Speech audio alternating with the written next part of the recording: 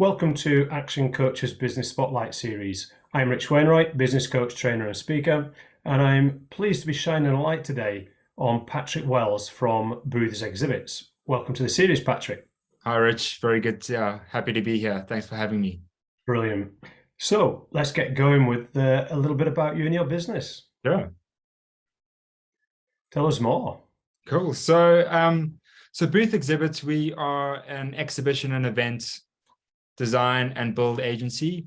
Originally started in South Africa in 2015, and subsequently we've expanded out into the UK, which is probably the fastest growing side of our business.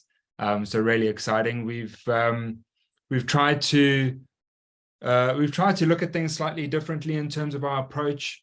One of the barriers that we've found with a lot of clients in the industry is trying to get pricing and estimates upfront without having to go through a long process. Now, the exhibition process, historically, a company would get an inquiry, they'd go back to the client, they would set up a meeting with them, go through the process of design, etc. And then it could be 2-3 weeks before somebody's even received a ballpark estimate into how that works. And so we believe that any company that works in the industry that's worth their salt is able to, within reason, be able to estimate projects depending on a number of factors, ranges in terms of sizes and orientations, etc. So we've built an online pricing calculator that's set to geolocation for clients to be able to go in and determine the size of their project, the orientation, the finishing, the heights, etc. So they can automatically get an estimate upfront, and it's all geolocated. So depending on where they are, whether it's in the US, Europe, UK, South Africa, so all the numbers and calculations vary, and it's great. It's about moving through the paces as quickly as possible to be able to give people the correct information, so they know exactly what they're dealing with, and we're open cards right up front instead of trying to. Everybody's busy to take them through that process.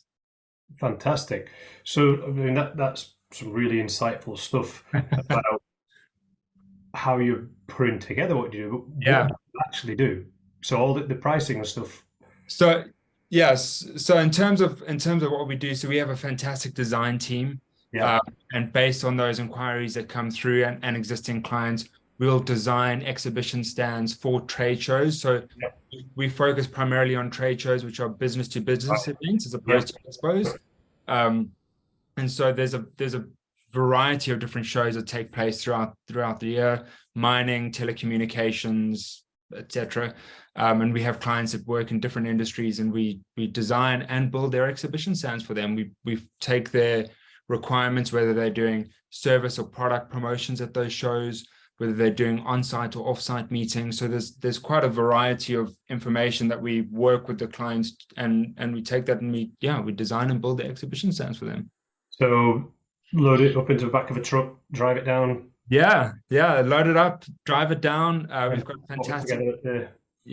we've got fantastic teams that do that.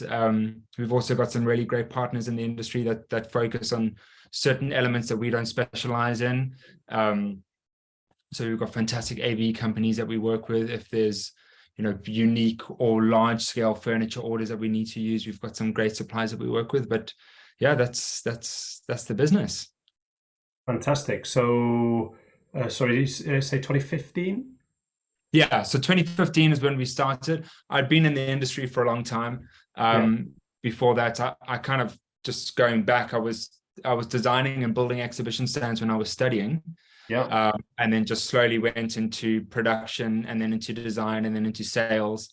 And I started and sold my first business to 2015. Right.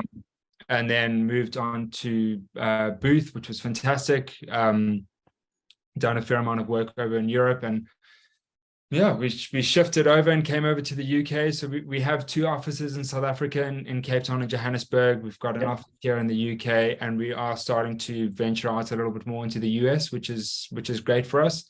So it's an astronomical market there. So slowly, but yeah, it's good. Oh, fantastic. And what's your role within the business? So I'm the MD essentially. So I manage production teams and design and creatives and sales teams. I tend to do a lot of the client facing stuff myself. It's just one of my passions. It's what I love, and it's what I've been doing for a long time. So I really like the client side. I try to not get my fingers in everyone's eyes, because we've got really great people that know exactly what they're doing. So yeah, that's what I do. I think there's a note for any budding entrepreneur. Find your flow, know what you yeah, wisely and well for people who have strengths where you haven't. Yeah, for sure. So it's we're really fortunate in that sense that we've got some really great people.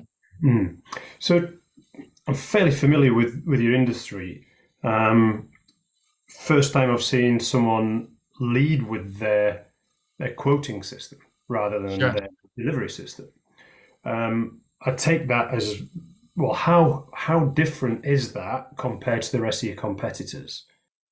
So I think naturally the industry has been quite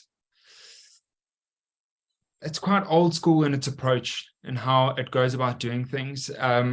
Nowadays, as a society, we're very used to be able to, we can get any bit of information that we need instantly. We can do it through Google. We can do, if we want to buy products, we can buy products instantly online. It can arrive on our door within 24 hours. So we're quite used to having that kind of approach in life. Mm-hmm. Why in the exhibition industry or in any other industry should it be any different? Yeah. We understand that everybody's incredibly busy, and the last thing I want to do is take somebody down a road, a 2 or 3 week turnaround before they've actually even got an idea of where they're going. So for us, the quoting system is our way of saying, this is a range in terms of what's available. Yeah. So somebody can determine whether, what side is within their budget. Our work speaks for itself. We've got a fantastic body of work. We're really focused on what we do, and we're not looking to capture, 5, 10, 15, 20% of market share. Yep. We're focused on trying to get that top 1, 2% of people that exhibit around the world that are looking to make decisions as quickly as possible without having to go through a long, tedious process. The amount of time and energy that's wasted through an RFP or an RFQ process is astronomical. Yeah. And the nature of the exhibition industry is that all companies, not all, the majority of companies design on risk. So yeah. Design and creative is not even looked at as a commodity. It's just a service that's provided for and never charged for. Yeah. And being, having creative is such a big part of the industry, because you've got design, artwork, etc., that needs to happen, and production drawings, all of that stuff needs to be put together to get that final result, but it's not something that ever gets looked at. So I mean, we're really focused on that sort of top 1, 2%. I suppose the interesting bit is the background of the builders of the business. Are sure. They? I've once heard them referred to as a posh chippy who doesn't want to be outdoors anymore, right through to a design-led business at the other end, which is really about customer requirements in the design brief all the way through to delivery and installation, not just the woodwork that goes on in the exhibition stand. So that's fantastic to hear. So I'm going to ask you a couple more questions, background-related questions. Yeah. But they're not necessarily related to booth exhibits. It could be from the business before. Yeah. What are some of the biggest challenges that you've overcome? I'm sure, I think sometimes I find when I speak with business owners that seeing other people having challenges that they may be having themselves and realizing that there's a way through and realizing that they're not alone in that challenge is sometimes really empowering. Sure. So I think some of the biggest challenges, or one of the biggest challenges that the industry's faced as a whole, was obviously the last 2 or 3 years. Naturally, events, people inside close confined spaces was just not an option. And that was difficult to navigate through. Challenging times, but it's really nice to see the exponential growth, especially that end of 2022, 2023 had. So I think that the most difficult time was navigating a way through that. Some companies made it, some didn't. We've been very fortunate in that sense that we've always been quite lean in our approach. So we've been really lucky in that sense. I think now, as a result, the talent pool is less at the moment, because a lot of people have left the industry and gone and chosen different careers in different industries, because they don't ever want to be in a position where they're affected by something like this that could happen again. So that's been challenging. I think another thing that we've found challenging, and it's not a difficult problem, it's just more of not wanting to run before you can walk.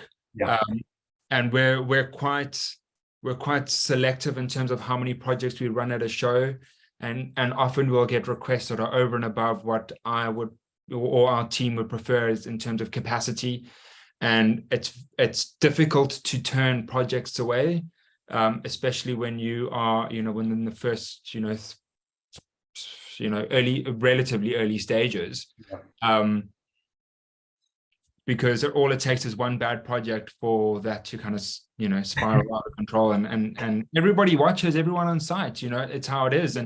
And when you're an exhibitor and you're on site and your stand is finished and the stand next door is not, it speaks volumes. Yeah. Scale and scope, two of the big questions that I always put into my training around qualification. Is this too big or too small? It could be one or both. It could be either end. Sometimes things are too small, sometimes things are too big. It's often a referral bonus when you pass something that's out of your field or scale or scope. Anyway, so no, it's a really good observation. And the walking before you can run.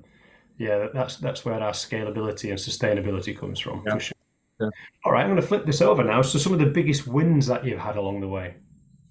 I think the biggest wins for us has probably been the growth that we've had within the UK and Europe. It's been incredible. Really fantastic industry here in the UK. The scope and the growth is just it's fantastic. It really is fantastic. Coming from South Africa, where it's the volumes are less, the shows are less. Coming to the UK has been probably the biggest highlight that we've had, for sure. So the win there is about target market and operating in a place where there's a lot of business. There's a lot of business. I think one of the challenges that we're facing at the moment is Brexit obviously playing a role in terms of expansion into Europe, and there's a lot of being in the UK and being such a central hub, especially into roads into Europe. There's a lot of scope and growth within those spaces, a lot of shows, but so it's just a little bit more paperwork and challenges to go through. But paperwork, South Africa. My client in Cape Town would protest. Sure. Just for the viewers, the reason Patrick's blurred his screen back there is because you can probably make out there's a whiteboard there with his KPIs, his numbers, his data up there, and there's some commercially sensitive information, of course. But as a coach, it was fantastic to see that there's a business owner there with their numbers visible. Yeah. We're always forecasting, and it's nice to have quite a visual person. I need to see things. So having a whiteboard here was also probably talking about highlights. That was probably the biggest highlights of last year is the whiteboard, for sure. Yeah. No, that's great. I mean, I asked this question to everyone I coach, really, because obviously getting to coaching program, businesses boom, and sometimes people forget to celebrate their wins, which is crazy. How about yourself? You've had some great successes. How do you like to celebrate? How do you and what kind of thing does it take to get a celebration? Well, it's been an incredible January so Yeah. far. Probably the best we've had in terms of turnover, which is fantastic. Um, Celebrations for that. We've two of the projects that we're running are back in Cape Town in early Feb, and they happen to be literally one after the other, which is fantastic. Yeah. And as a win, we've just extended that as a little vacation for a week afterwards, which is really nice. Catch the end of summer. That's the end of summer, which is fantastic. It'll also be really nice to spend some time with some of the team out there as well.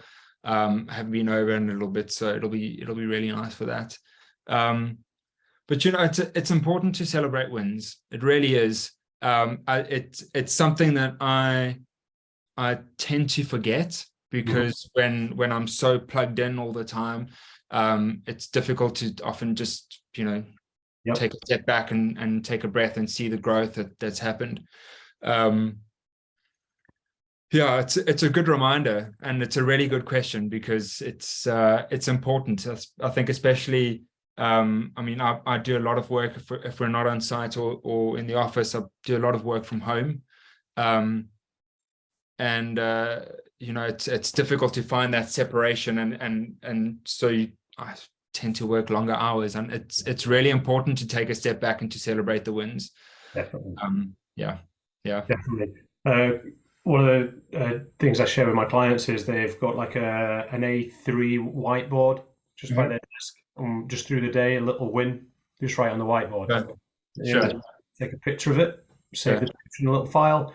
They have an ongoing win board, and they get some really powerful inspiration and motivation from them.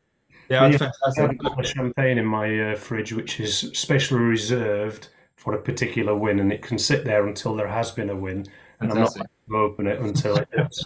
That's for the little wee wins. Yeah, fantastic. That's good. I do a little dance around the office from time to time. So. We're not Wolf of Wall Street and and stuff, but nothing like a little victory dance, eh? Yeah, for sure. Last one on sort of looking back before we start to take a look forward, Patrick. Sure. If you could start again today, what would you do differently? It's a very good question. Very good question. It's difficult for me to answer that because I think so many of the challenges and the life experiences that you go through have kind of led me up until this point. And I, for the first time in a long time in terms of our approach, I'm very happy and content with where we are right now, which is a new thing for me. It probably won't last too long, and I'll be honest. But looking back, if I could do things differently, I think my focus for a few years was quite narrow. So I became sort of too honed in on a particular avenue within the business, and it took me some time to step back and to realize that I'm too focused. I need to kind of broaden the horizons a little bit. If I could go back and do things differently, I think probably expanding over into the UK earlier would definitely be on the cards for that. But I've got no regrets. Yes, so that's a good thing for me. Fabulous. Love that. All right, so thanks for the looking back. Let's have a look forwards then. What do you see some of the opportunities ahead of you, or perhaps some of the challenges? What's the future looking like for you? Near future, medium term, how's things looking? So I think future's looking really good. I've actually got a meeting this afternoon just to talk about expanding some of our creative team. We're kind of reaching sort of maximum capacity at the moment. So to scale out the design team is kind of first focus, which is great. I mean, the more we can do, the more design work we can do, the more projects we can bitch on, which is great. In terms of long term or sort of medium to long term, I think the goal would also to expand the production team towards the end of the year. Maybe offer a few more services. At the moment, we're currently just looking at numbers to see what we're spending outsourcing, what we could do internally. So yeah, so going through that at the moment. The US is definitely on the horizon. We're getting more and more work out there. It's just a matter of trying to find that fine balance between spreading ourselves too thin and so we're going through the motions with that at the moment, and yeah, I think I don't know. Would it be fair to say that some of the challenges are intrinsically linked to the opportunities there? Yeah, it always is though. It always is. I think it's a really good point. Because some businesses have got challenges for where they are right now. Yeah. And they're struggling with some things right now. And looking forward at opportunities, like, Rich, I've just got to get through this bit. Yeah. And sort this before I can look at that. And I remember asking a client many years ago to like dream big. Tell me, what are your dreams? What are you looking for here in life? And he was in such a pickle. He was like, a bigger telly and some new carpets. 4 months later, it was pay my mortgage off, put a deposit down, in 5 years, pay off a second house. So my daughter's got something to come back from uni to. Yeah. Horizon shifted. And I think sometimes, depending on where you are, is determines how far you look forward and where you see where your challenges are. It's where challenges to go where we want to go, not to continue where we are right now. Yeah, sure. That's really, really good points. Yeah. And of course, if you want to go into Brazil, into Florianopolis, I can really recommend getting yourself set up down there. What a beautiful place for a conference. Fantastic. I haven't had a chance to get out there, so I'll definitely keep that on the cards. Very passionate about Brazil, Argentina, Chile, Mexico. Love those countries, professionally and as a sort of personal vacation as well. Yeah. So anything keeping you awake at night? Oh, that's a good question. I have this love. I have this. Being chased by a dog is not the one we're looking for here. I have this. I must say, I have a problem of checking my emails on a continuous basis, and so often I restrain myself before I go to bed of just checking one last time. So depending what comes through, that generally can keep me awake. But otherwise, like I say, I mean, we're really fortunate in the sense that things are in a good space. Hopefully they'll stay that way. I think the things that keep my brain constantly ticking is just making sure that we are not running out of runway with capacity. So just trying to manage that process as best as possible, because for me, first things first is making sure that we're producing really, really high quality. And if that starts to drop, that for me is an absolute no-go. So just trying to manage that as best as possible. Fabulous. And for these opportunities and the challenges that they're posing, sure, what do you think will need to change within you and or within your business for you to realize these opportunities and overcome those challenges along the way? I think probably the first thing would be to maybe just, and I know I touched on this earlier, and we've got a fantastic team, but letting go of things a little bit more and trusting in the process, to allow me to actually just really not be, necessarily be involved in certain processes. Yeah. And really just focusing on client facing on some operational stuff. Yeah. Because that, for me, that's where I shine. And I think we need to play to our strengths. Yeah. Like you touched on earlier. Yeah. Brilliant. Brilliant. Thank you. So as we draw to a close, just wanted to check in. Maybe I've asked this question in a slightly different way, but I'll just ask it again, make sure we cover the bases. But what comes to mind when you think about success? I listened to a really good podcast the other day, and I think the true measure of success cannot be looked at as net worth.